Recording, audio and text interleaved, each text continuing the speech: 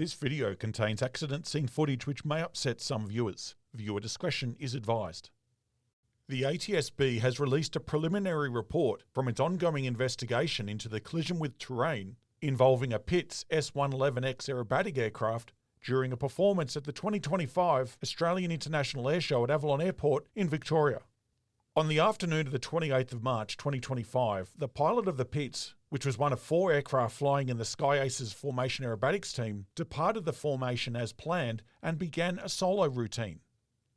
During the routine, the pilot began a triple avalanche maneuver and entered the aircraft into a loop.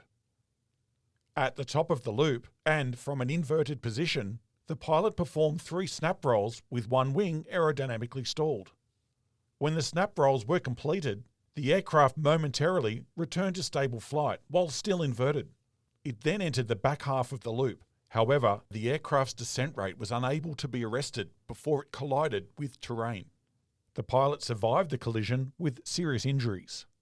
The aircraft came to rest on a grassed area next to the runway, in an area where multiple pyrotechnics were live and boxes of fuel that were planned to be ignited during the wall of fire display later that evening. ATSB investigators conducted a preliminary examination of the accident site. However, due to access restrictions for the operational airport and airshow, the aircraft wreckage was relocated to a secure facility for detailed examination.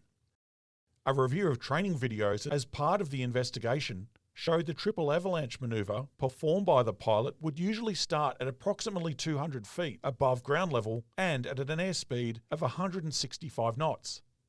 The aircraft would reach an altitude of approximately 800 feet prior to entering the snap rolls and would continue to climb during the rolls to about 1,100 feet before beginning the back half of the loop and successfully completing the maneuver. ATSB investigators recovered a forward-facing GoPro camera from within the cockpit. Flight instruments, including the altimeter and airspeed gauges, were visible to the recording camera when the pilot's head was not blocking the view. During entry into the triple avalanche, the video showed an indicated airspeed of approximately 165 knots and an altitude of 100 feet. While the airspeed was similar, the altitude was approximately 100 feet lower than the training examples, which were also captured on video. These videos were provided by the operator to the ATSB for analysis. Just before the aircraft reached its peak altitude and immediately prior to the snap rolls, the altimeter was showing between 700 and 800 feet. After this point, the altimeter was then blocked from the camera's view by the pilot's body position until just prior to the collision. So this is a preliminary report and the investigation is still ongoing. We'll be reviewing multiple angles of video evidence that we've received to see if we can determine any of the key elements of the flight path, such as the position and nose attitude of the aircraft throughout the manoeuvre.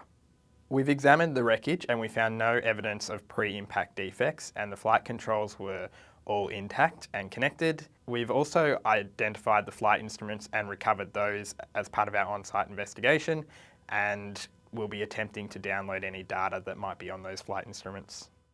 A report from the airport's Aviation Rescue Firefighting Service identified challenges during their response to the collision. As pyrotechnicians were attending to the pilot, they were unable to safely guide the Aviation Rescue Firefighting Service through the pyrotechnicians' area, which increased their response times. The investigation is continuing and will include a review of the airshow's emergency response plan and actions, the preparation for the display, and survivability factors. You can read the preliminary report on our website by searching AO-2025-017 via the link in the description below or from the link in our bio.